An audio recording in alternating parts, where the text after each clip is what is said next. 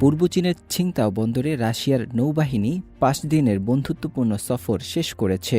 সোমবার সকালে রাশিয়ার নৌবাহিনীর নৌবহর বন্দর ছেড়ে যায়।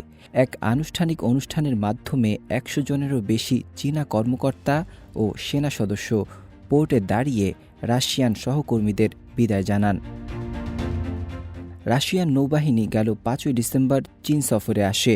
এবারের সফরে দুই দেশের নাবিকরা একে অপরের জাহাজ পরিদর্শন, প্রযুক্তি বিষয়ে আলোচনা এবং সাঁতার ক্রীড়া প্রতিযোগিতার মতো একাধিক কার্যক্রমে অংশগ্রহণ করেন। এছাড়া রাশিয়ার সিনিয়র কর্মকর্তা People's Liberation Army naval museum পরিদর্শন করেন।